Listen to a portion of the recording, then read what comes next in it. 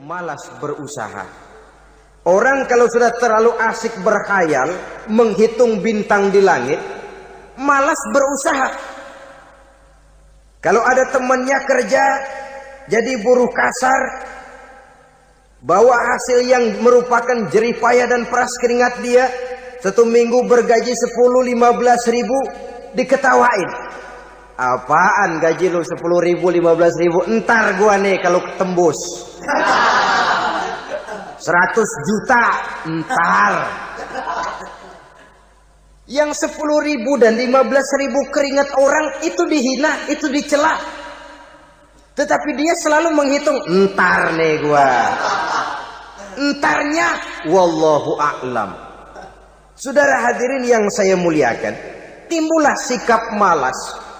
Padahal di tengah negara sedang membangun di berbagai bidang kehidupan. Maka sifat malas ini merupakan musuh kita.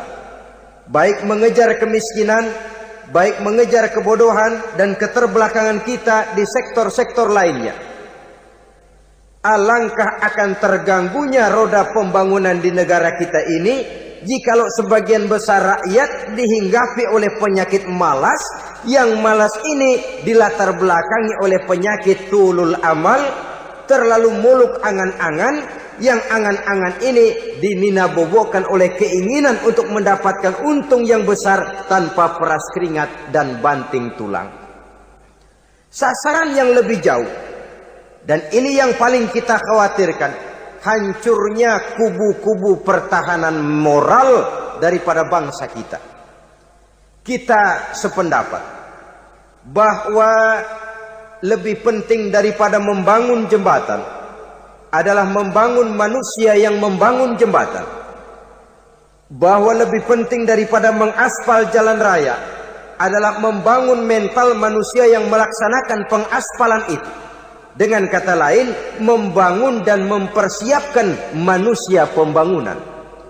Tanpa itu, maka saya merasa khawatir kalau nanti kita tidak akan sampai kepada target yang kita harapkan oleh karena kandas di tengah jalan. Saudara-saudara kaum muslimin rahimakumullah, Islam sebagai agama yang mengajarkan manusia untuk berusaha dan mengeluarkan segala kemampuan untuk melaksanakan segala usahanya itu, sangat membenci sifat malas, sangat membenci sifat tulul amal atau panjang angan-angan. Dan oleh karena judi melahirkan dua sifat itu, Islam sangat menganjurkan pengikutnya untuk menjauhi segala macam jenis perjudian, baik yang terang-terangan maupun yang dilakukan secara samar-samar, tidak ketara, judi canggih sesuai dengan canggihnya teknologi daripada manusia itu sendiri. Ini adalah penyakit yang meracuni masyarakat manusia dari sejak berpribadi, bertetangga, berumah tangga, sampai kepada berbangsa dan bernegara. Dan kasus-kasus yang timbul sudah cukup banyak, yang tidak mungkin lagi kita katakan hanya sekedar bersifat kasuistis, bersifat kasus-kasus kecil saja.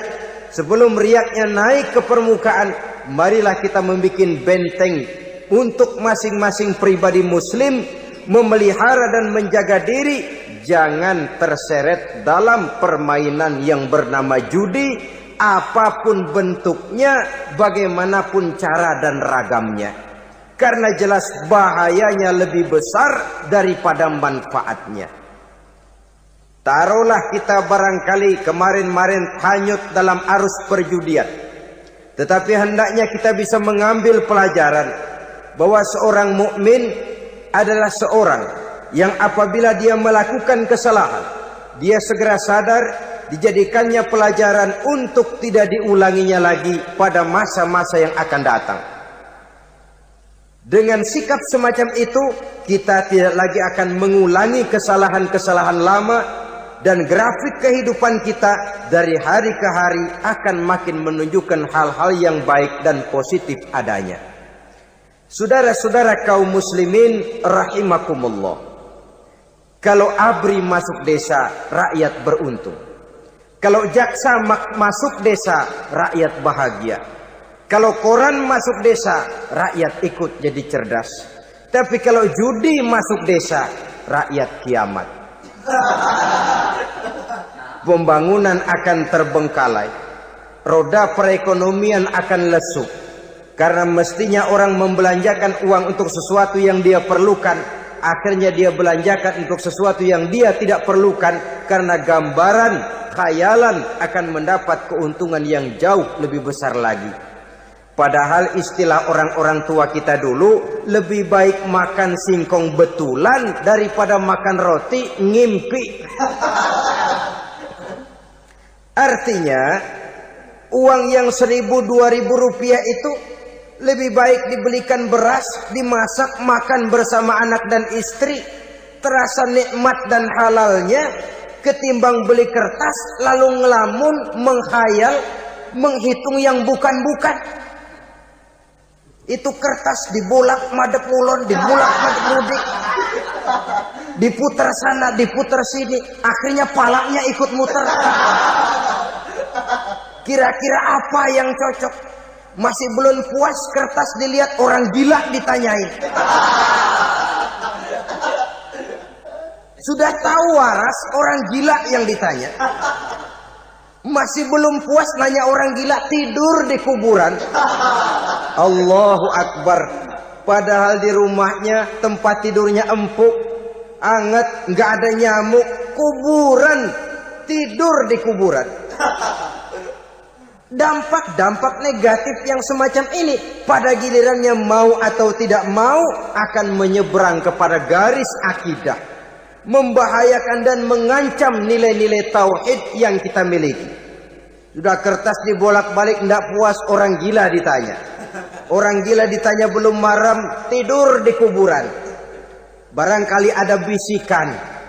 Saudara hadirin yang saya muliakan, memang walaupun wahyu sudah berhenti, tapi Allah masih memberikan ilham kepada hamba-hambanya yang dikehendakinya.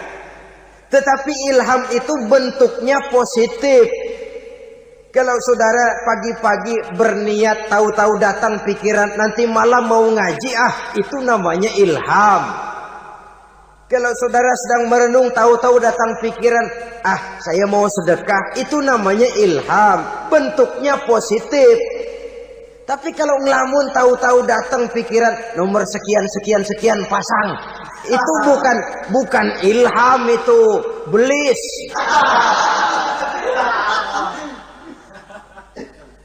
Saudara hadirin yang saya muliakan, tidak puas tidur di kuburan, cari yang lebih paten lagi, dukun ditanya.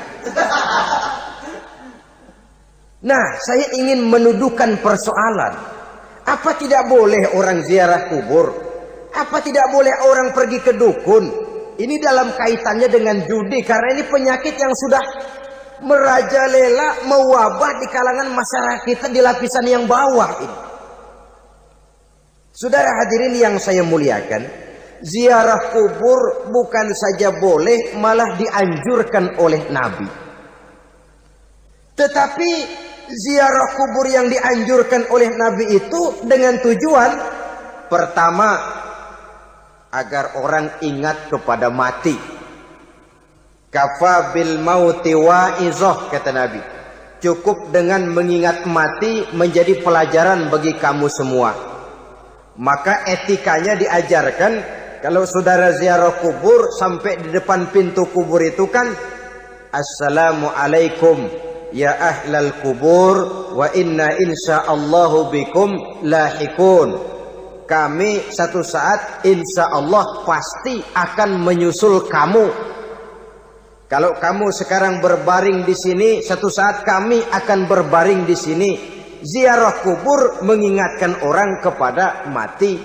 Orang yang ingat kepada mati, gaya hidupnya lain dengan orang yang tidak ingat mati.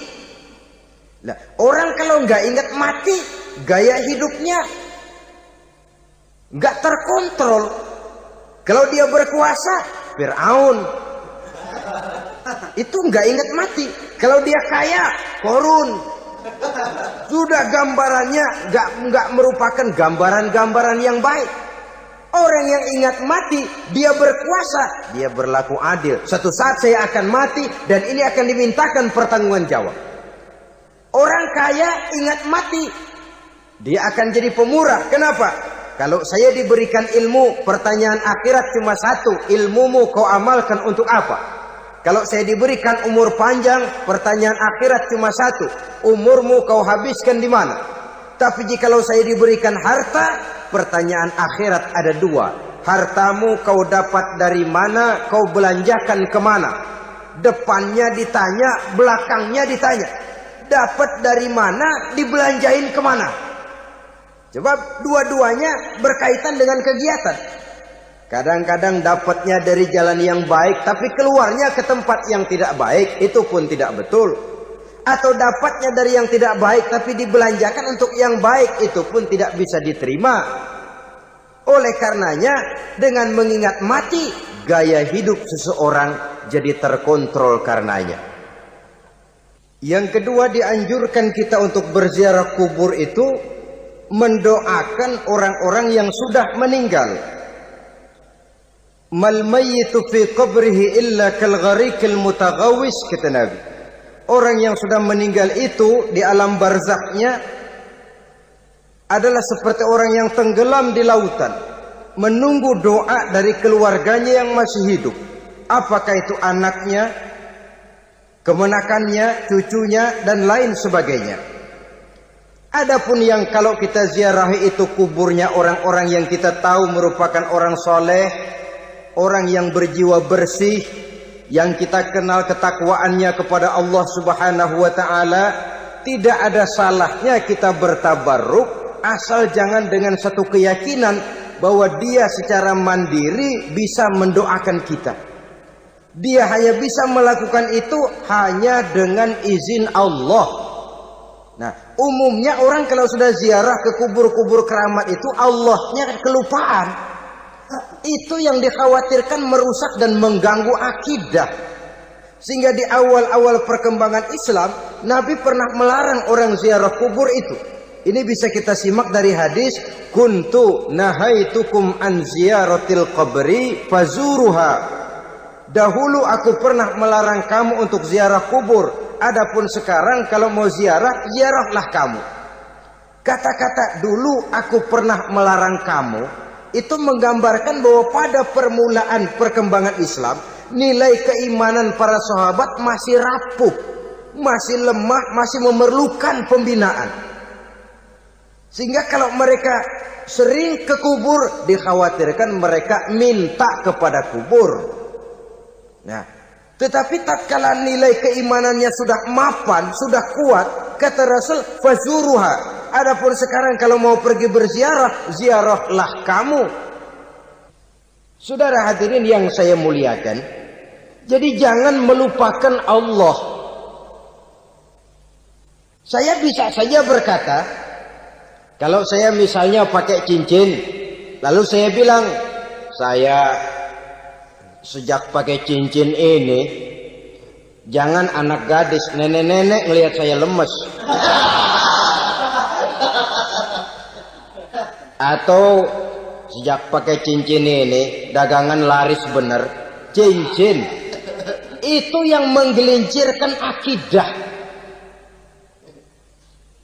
Untuk tidak tergelincir, orang harus tidak melupakan Allah. Dia bisa berkata, alhamdulillah, Allah memberikan keistimewaan kepada batu cincin saya. Batu cincinnya tidak apa-apa, Allah yang memberikan keistimewaan. Ini dalam bentuk yang langsung. Dalam bentuk yang tidak langsung kita bisa lihat, misalnya kalau petani ditanya, ini bisa panen besar ini rahasianya apa? Pak, oh pupuk urea, pupuk urea. Nah, Allah nomor 16. Seorang petani yang baik keimanannya, dia akan berkata, kami bisa panen besar karena izin Allah. Lah, kalau pupuknya mah pakai pupuk urea, izin Allahnya dahulu, baru kemudian pupuknya nyusul. Jadi sebenarnya bukan cuma pergi ke dukun yang bisa merusak keimanan, pergi ke dokter juga bisa loh merusak keimanan. Kalau berkeyakinan bahwa dokter itulah yang memberikan sembuh, kenapa akidah saudara tidak tergelincir karenanya? Dokter hanya memberikan obat dan resep, sembuh itu datangnya dari Allah. Ini yang diungkapkan lewat lisan Nabi Ibrahim alaihissalam, wa idza maridtu fahuwa yashfini. Apabila aku sakit, dialah Allah yang memberikan sembuh. Memberikan sembuh. Jangan juga menyalahartikan ayat ini. Ada ayat begini sakit, terus nekat. Udah nggak usah berobat dah, emang penyakit dari Tuhan. Ntar waktunya baik ya baik ya. Udah, ampeg terus dah. Orang yang berobat saja belum tentu sembuh, apalagi yang tidak berobat. Sama juga orang nggak sembahyang kita ajakin ngotot, lo juga yang sembahyang belum tentu masuk surga katanya. Lah yang sembahyang belum tentu masuk surga, bagaimana cengoran lo yang nggak sembahyang?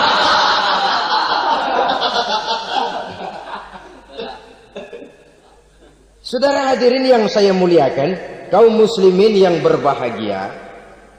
Jadi dengan demikian, maka jangan menghilangkan Allah. Kita, ajaran pokok dalam Islam adalah ajaran tentang tauhid. Nah, tauhid ini menyangkut mengesahkan Allah, baik di dalam zatnya, baik di dalam sifatnya, baik di dalam perbuatannya, baik di dalam beribadah kepadanya. Tauhid dalam ibadah itu ada. Tauhid dalam zat artinya zat Allah itu tidak tersusun, tidak terdiri dari bagian-bagian yang bisa dipecah-pecah. Ya seperti kita ini kan ada kepala, ada kaki, ada tangan. Allah tidak tersusun zatnya dari bagian-bagian. Esa zatnya tidak bisa dibagi-bagi. Esa sifatnya artinya Allah itu sifatnya tidak pernah berubah. Sejak dahulu sampai sekarang Allah itu cinta kepada orang beriman yang melakukan kebaikan. Dan Allah benci kepada orang kufur yang melakukan kejahatan. Mustahil satu saat Allah berubah.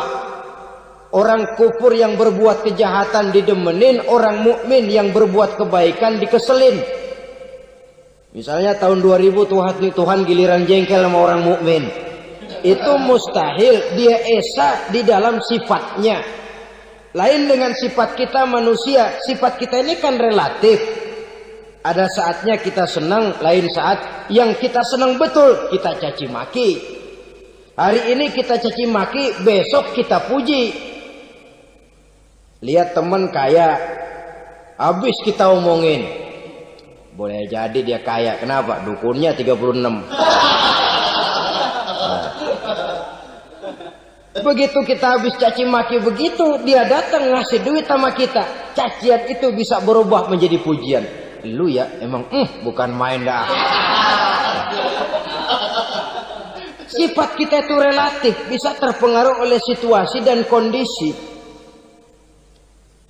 Saudara hadirin yang saya hormati, kaum muslimin yang berbahagia, Allah juga esa di dalam perbuatannya. Artinya di dalam menciptakan apapun yang akan diciptakan oleh Allah, di dalam melakukan apapun yang akan dilakukan oleh Allah, tidak terikat kepada faktor lain, tidak memerlukan bantuan lain. Dia adalah mutlak. Nah, kemudian kita mengesahkan Allah dalam zatnya, mengesahkan Allah dalam sifatnya, mengesahkan Allah dalam perbuatannya. Belum tentu berarti kita mengesahkan Allah dalam ibadahnya.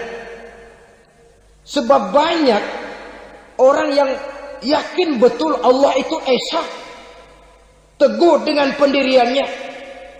Tuhan lu siapa? Allah. Allah bagaimana? Esa.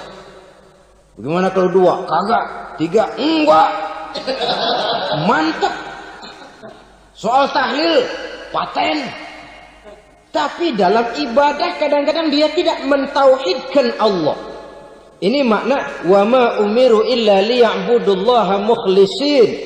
Kami tidak memerintahkan kepadamu kecuali untuk beribadah kepadaku, kata Allah, dengan ikhlas. Beribadah kepada Allah dengan ikhlas itu artinya apa? Beribadah hanya untuk Allah saja. Nah, kalau hanya untuk Allah saja, lalu kita minta berdoa di depan kuburan orang yang soleh, apa syirik? Tidak syirik. Kalau kita berkeyakinan bahwa orang tempat kita memanjatkan doa itu hanya bisa mendoakan kita dengan izin Allah. Dia sendiri tidak punya kekuasaan apa-apa. Tanpa izin Allah, dia tidak bisa berbuat apa-apa. Itu tidak menyebabkan orang menjadi syirik. Sama saja dengan kalau saya berkata tadi, alhamdulillah Allah telah memberikan keistimewaan kepada batu cincin saya. Apa salahnya Allah memberikan keistimewaan kepada benda-benda mati? Allah memberikan keistimewaan kepada Hajar Aswad, benda mati. Allah memberikan keistimewaan kepada Masjidil Haram, benda mati. Allah memberikan keistimewaan kepada Ka'bah, benda mati. Orang tawaf keliling Ka'bah, sembahyang di Masjidil Haram, sujud menghadap kepada Ka'bah. Apakah jadi syirik? Tidak. Kita tidak menyembah Ka'bahnya, kita menyembah yang punya Ka'bah itu. Nah, di sini kita lihat bahwa fungsi Ka'bah hanya merupakan wasilah. Tapi kalau Allahnya kita hilangkan, jadilah kita penyembah batu. Hanya saja batu itu berbentuk 4 bernama Ka'bah. Sa'i, orang yang melaksanakan haji, lari-lari antara Safa dan Marwah, amalan apa itu? Seakan-akan kita menghormati bukit-bukit, gunung-gunung. Tapi bukan itu yang kita tuju dalam pelaksanaan sa'i itu. Yang kita tuju adalah ini perintah Allah. Allahnya yang diutamakan. Maka hal semacam ini tidak menyebabkan orang menjadi syirik dan tergelincir dari tauhid. Tapi kalau ziarah kubur dengan niat cari buntutan, cari nomor yang cocok, ini niatnya saja sudah salah. Nah, kalau berangkat dengan niat yang salah, sampai di sana saya yakin, seyakin-yakinnya amalannya pasti salah. Lah, kubur yang diziarahin bukan kubur orang soleh. Ya mana ada orang soleh ngasih kode buntut. Ada juga orang salah, bukan orang soleh itu. Kadang-kadang dia nggak tahu kuburan siapa, nongkrong aja di situ. Memang sulit, saudara-saudara. Mental ya, namanya mental. Kalau memang mental sudah mental judi, apa saja bisa dijudiin.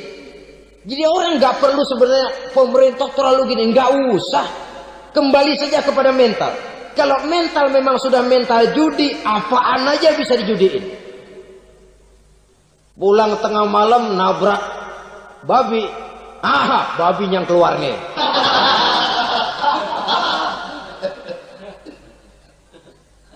Mobil lewat, nomornya bisa dijudiin.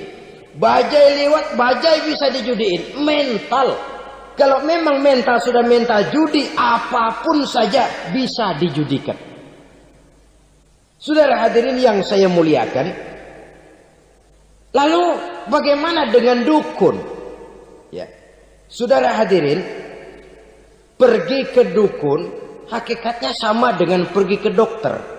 Orang berusaha melaksanakan yang namanya syariat, hakikatnya kembalikan kepada Allah. Syariatnya kita laksanakan. Tetapi, nah ini tetapi. Yang pertama, saudara harus tahu betul dukunnya itu. Bayang apa enggak? Agamanya kuat apa enggak? Sebab, ya tentu tidak ada dukun yang jelek. Karena pada umumnya, penyakit dukun itu kan nyohor. Iklan lewat koleha-kolehanya. Kita bisul kecil, datang. Kata dukun, ini si kecil kemarin bisul kayak kelapa 5 menit baik.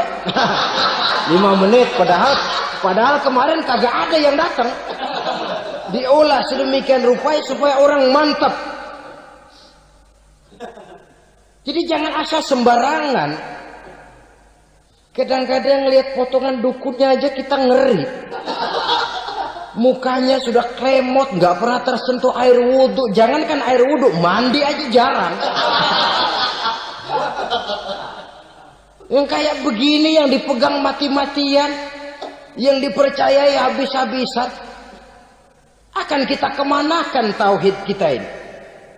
Apalagi kalau perginya sudah dengan niat mencari nomor yang jitu. Itu saya katakan lagi tadi, berangkat saja sudah dengan niat yang salah. Orang berusaha silakan. Sama juga kita ke dokter. Oleh dokter kan setelah diperiksa penyakit kita, lalu dianalisa, oh ini penyakitnya ini. Kemudian diberikan obat. Lah, obat itu kan tentu ada aturan minumnya tuh. Yang kapsul ini sehari 3 kali, yang tablet ini sehari 2 kali. Kalau kita minumnya kelebihan, overdosis namanya.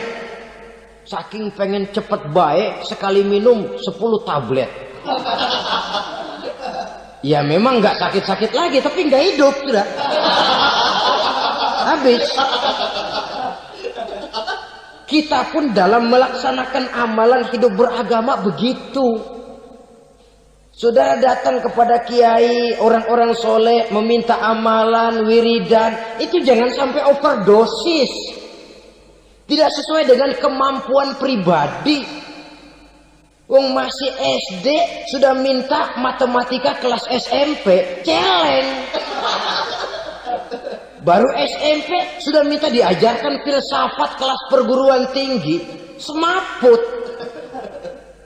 Kenapa? Daya tampungnya nggak kuat. Emang ukuran secangkir, minta di sini seember, ya luber. Lebihnya nggak cukup. Kenapa? Yang diberikan, yang diamalkan tidak sesuai dengan makomnya, tidak sesuai dengan kemampuan yang ada pada dirinya. Saudara hadirin yang saya muliakan, akhirnya apa? Mencelakakan dirinya sendiri. Ngawur. Baru sembahyang seminggu udah ngaku ketemu malaikat. Oh, sembahyang ditemenin malaikat. Lah sembahyang baru seminggu mulai. Itu malaikat iseng amat. Ya walaupun kalau Allah izinkan tidak mustahil, tapi kan tidak logik. Orang yang melaksanakan ibadah puluhan tahun memerlukan riyadhah dan latihan, khusyuk dan tawadhu, penuh tazallul, merendahkan diri di hadapan Allah, belum tentu mendapat karunia yang semacam itu. Saudara hadirin yang saya muliakan, jadi dengan kata lain, yang pertama lihatlah dulu kualitas dukun yang akan saudara datangi itu. Ini kualitas black apa kualitas white? Aspal apa cat putih? Sehingga jangan sampai kita salah pilih. Sebab biasanya orang kalau sudah hanyut di kali, rumput pun dia pegangin. Dia tahu kalau rumput tidak akan bisa menahan bobot badannya, tapi karena posisinya posisi terjepit, rumput pun dia pegang. Ini satu gambaran psikologis betapa orang dalam keadaan panik, kepepet, kejepit, yang tidak mestinya dipegang pun akan dipegangnya juga. Walaupun dia tahu itu tidak akan bisa menahan bobot badannya, namun dipegangnya juga. Oleh karenanya, yang pertama, lihat dulu kualitas dukunnya. Yang kedua, saudara-saudara, jangan berkeyakinan bahwa dukun itulah yang memberikan permintaan saudara. Si dukun hanya bisa dengan izin Allah. Malas berusaha. Orang kalau sudah terlalu asik berkhayal, menghitung bintang di langit, malas berusaha. Kalau ada temannya kerja jadi buruh kasar, bawa hasil yang merupakan jeripaya dan peras keringat dia, 1 minggu bergaji 10-15 ribu, diketawain. Apaan gaji lu 10 ribu 15 ribu? Entar gua nih kalau ketembus 100 juta entar. Yang 10 ribu dan 15 ribu keringat orang itu dihina, itu dicela. Tetapi dia selalu menghitung, entar nih gua. Entarnya wallahu a'lam. Saudara hadirin yang saya muliakan, timbullah sikap malas. Padahal di tengah negara sedang membangun di berbagai bidang kehidupan. Maka sifat malas ini merupakan musuh kita. Baik mengejar kemiskinan, baik mengejar kebodohan dan keterbelakangan kita di sektor-sektor lainnya. Alangkah akan terganggunya roda pembangunan di negara kita ini jikalau sebagian besar rakyat dihinggapi oleh penyakit malas, yang malas ini dilatar belakangi oleh penyakit tulul amal, terlalu muluk angan-angan, yang angan-angan ini dininabobokan oleh keinginan untuk mendapatkan untung yang besar tanpa peras keringat dan banting tulang. Sasaran yang lebih jauh, dan ini yang paling kita khawatirkan, hancurnya kubu-kubu pertahanan moral daripada bangsa kita. Kita sependapat bahwa lebih penting daripada membangun jembatan adalah membangun manusia yang membangun jembatan. Bahwa lebih penting daripada mengaspal jalan raya adalah membangun mental manusia yang melaksanakan pengaspalan itu. Dengan kata lain, membangun dan mempersiapkan manusia pembangunan.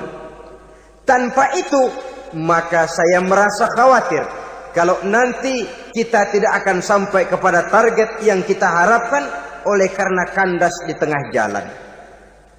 Saudara-saudara kaum muslimin rahimakumullah, Islam sebagai agama yang mengajarkan manusia untuk berusaha dan mengeluarkan segala kemampuan untuk melaksanakan segala usahanya itu, sangat membenci sifat malas, sangat membenci sifat tulul amal atau panjang angan-angan. Dan oleh karena judi melahirkan dua sifat itu, Islam sangat menganjurkan pengikutnya untuk menjauhi segala macam jenis perjudian, baik yang terang-terangan maupun yang dilakukan secara samar-samar, tidak ketara, judi canggih sesuai dengan canggihnya teknologi daripada manusia itu sendiri. Ini adalah penyakit yang meracuni masyarakat manusia dari sejak berpribadi, bertetangga, berumah tangga, sampai kepada berbangsa dan bernegara. Dan kasus-kasus yang timbul sudah cukup banyak, yang tidak mungkin lagi kita katakan hanya sekedar bersifat kasuistis, bersifat kasus-kasus kecil saja. Sebelum riaknya naik ke permukaan, marilah kita membuat benteng untuk masing-masing pribadi muslim memelihara dan menjaga diri, jangan terseret dalam permainan yang bernama judi, apapun bentuknya, bagaimanapun cara dan ragamnya. Karena jelas bahayanya lebih besar daripada manfaatnya.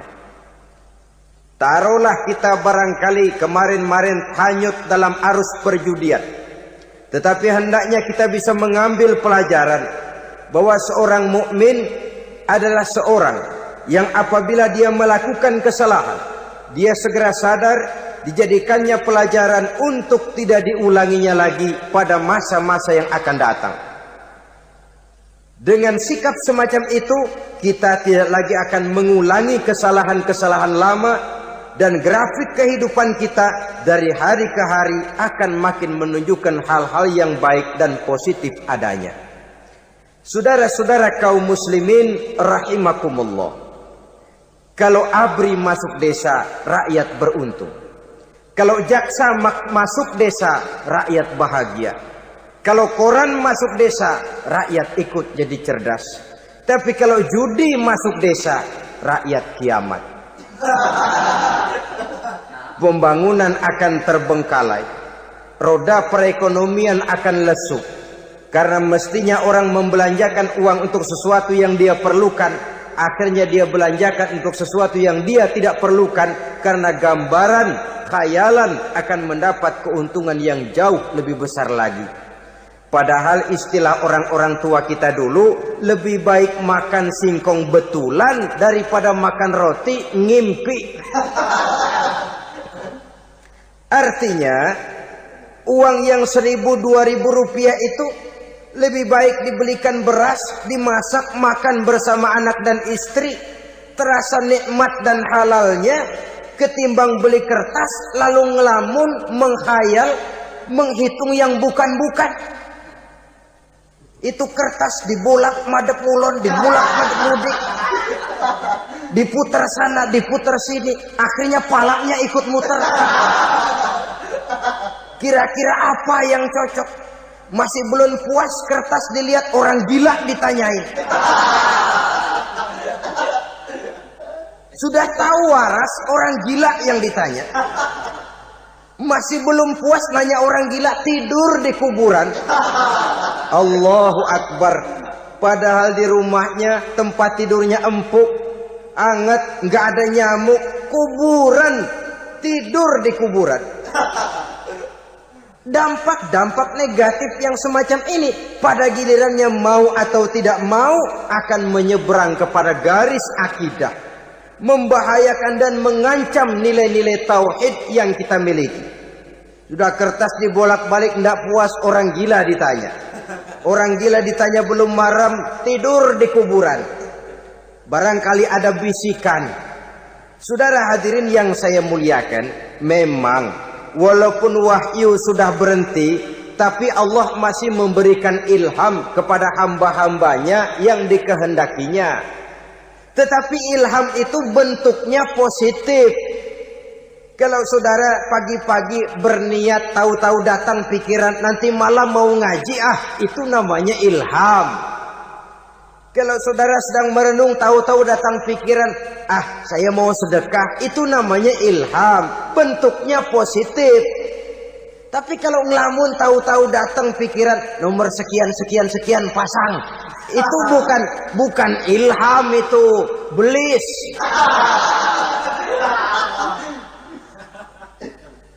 Saudara hadirin yang saya muliakan, tidak puas tidur di kuburan, cari yang lebih paten lagi, dukun ditanya. Nah, saya ingin menuduhkan persoalan. Apa tidak boleh orang ziarah kubur? Apa tidak boleh orang pergi ke dukun? Ini dalam kaitannya dengan judi, karena ini penyakit yang sudah merajalela, mewabah di kalangan masyarakat kita di lapisan yang bawah ini. Saudara hadirin yang saya muliakan, ziarah kubur bukan saja boleh, malah dianjurkan oleh Nabi. Tetapi ziarah kubur yang dianjurkan oleh Nabi itu dengan tujuan pertama, agar orang ingat kepada mati. Kafa bil mauti wa'izah, kata Nabi. Cukup dengan mengingat mati menjadi pelajaran bagi kamu semua. Maka etikanya diajarkan, kalau saudara ziarah kubur sampai di depan pintu kubur itu kan, Assalamualaikum ya ahlal kubur wa inna insyaallahu bikum lahikun. Kami satu saat insya Allah pasti akan menyusul kamu. Kalau kamu sekarang berbaring di sini, satu saat kami akan berbaring di sini. Ziarah kubur mengingatkan orang kepada mati. Orang yang ingat kepada mati, gaya hidupnya lain dengan orang yang tidak ingat mati. Nah, orang kalau nggak ingat mati, gaya hidupnya nggak terkontrol. Kalau dia berkuasa, Fir'aun. Itu nggak ingat mati. Kalau dia kaya, Korun. Sudah gambarannya nggak merupakan gambaran-gambaran yang baik. Orang yang ingat mati, dia berkuasa, dia berlaku adil. Suatu saat saya akan mati dan ini akan dimintakan pertanggunganjawab. Orang kaya ingat mati, dia akan jadi pemurah. Kenapa? Kalau saya diberikan ilmu, pertanyaan akhirat cuma satu, ilmumu kau amalkan untuk apa? Kalau saya diberikan umur panjang, pertanyaan akhirat cuma satu, umurmu kau habiskan di mana? Tapi jikalau saya diberikan harta, pertanyaan akhirat ada dua, hartamu kau dapat dari mana, kau belanjakan kemana? Depannya ditanya, belakangnya ditanya, dapat dari mana, dibelanjain kemana? Coba dua-duanya berkaitan dengan kegiatan. Kadang-kadang dapatnya dari jalan yang baik, tapi keluarnya ke tempat yang tidak baik, itu pun tidak betul. atau dapatnya dari yang tidak baik tapi dibelanjakan untuk yang baik, itu pun tidak bisa diterima. Oleh karenanya, dengan mengingat mati, gaya hidup seseorang jadi terkontrol karenanya. Yang kedua, dianjurkan kita untuk berziarah kubur itu mendoakan orang-orang yang sudah meninggal. Mal mayyitu fi qabrihi illa kal gharikil mutaghawis, kata Nabi. Orang yang sudah meninggal itu di alam barzakhnya adalah seperti orang yang tenggelam di lautan, menunggu doa dari keluarganya yang masih hidup. Apakah itu anaknya, kemenakannya, cucunya, dan lain sebagainya. Adapun yang kalau kita ziarahi itu kuburnya orang-orang yang kita tahu merupakan orang soleh, orang yang berjiwa bersih, yang kita kenal ketakwaannya kepada Allah Subhanahu wa ta'ala, tidak ada salahnya kita bertabarruk, asal jangan dengan satu keyakinan bahwa dia secara mandiri bisa mendoakan kita. Dia hanya bisa melakukan itu hanya dengan izin Allah. Nah, umumnya orang kalau sudah ziarah ke kubur-kubur keramat itu Allahnya kelupaan. Itu yang dikhawatirkan merusak dan mengganggu akidah. Sehingga di awal-awal perkembangan Islam, Nabi pernah melarang orang ziarah kubur itu. Ini bisa kita simak dari hadis, kuntu nahaitukum an ziyaratil qabri fazuruha. Dahulu aku pernah melarang kamu untuk ziarah kubur. Adapun sekarang kalau mau ziarah, ziarahlah kamu. Kata-kata dulu aku pernah melarang kamu itu menggambarkan bahwa pada permulaan perkembangan Islam, nilai keimanan para sahabat masih rapuh, masih lemah, masih memerlukan pembinaan. Sehingga kalau mereka sering ke kubur, dikhawatirkan mereka minta kepada kubur. Nah, tetapi tatkala nilai keimanannya sudah mapan, sudah kuat, kata Rasul, fazuruha. Adapun sekarang kalau mau pergi berziarah, ziarahlah kamu. Saudara hadirin yang saya muliakan, jadi jangan melupakan Allah. Saya bisa saja berkata, kalau saya misalnya pakai cincin, lalu saya bilang, saya sejak pakai cincin ini, jangan anak gadis, nenek-nenek ngelihat saya lemes. Atau sejak pakai cincin ini, dagangan laris bener. Cincin itu yang menggelincirkan akidah. Untuk tidak tergelincir, orang harus tidak melupakan Allah. Dia bisa berkata, alhamdulillah, Allah memberikan keistimewaan kepada batu cincin saya. Batu cincinnya tidak apa-apa, Allah yang memberikan keistimewaan. Ini dalam bentuk yang langsung. Dalam bentuk yang tidak langsung kita bisa lihat, misalnya kalau petani ditanya, oh ini bisa panen besar ini rahasianya apa Pak? Oh, pupuk urea. Pupuk urea. Nah, Allah nomor 16. Seorang petani yang baik keimanannya, dia akan berkata, kami bisa panen besar karena izin Allah. Lah, kalau pupuknya mah pakai pupuk urea, izin Allahnya dulu, baru kemudian pupuknya nyusul. Jadi sebenarnya bukan cuma pergi ke dukun yang bisa merusak keimanan, pergi ke dokter juga bisa loh merusak keimanan. Kalau berkeyakinan bahwa dokter itulah yang memberikan sembuh, kenapa akidah saudara tidak tergelincir karenanya? Dokter hanya memberikan obat dan resep, sembuh itu datangnya dari Allah. Ini yang diungkapkan lewat lisan Nabi Ibrahim alaihi salam, wa idza maridtu fahuwa yashfini. Apabila aku sakit, dialah Allah yang memberikan sembuh. Memberikan sembuh. Jangan juga menyalahartikan ayat ini. Ada ayat begini sakit terus nekat. Udah nggak usah berobat dah, memang penyakit dari Tuhan. Ntar waktunya baik ya baik ya. Udah ampek terus dah. Orang yang berobat saja belum tentu sembuh, apalagi yang tidak berobat. Sama juga orang nggak sembahyang kita ajakin ngotot, lu juga yang sembahyang belum tentu masuk surga katanya. Lah yang sembahyang belum tentu masuk surga, bagaimana cengoran lu yang nggak sembahyang?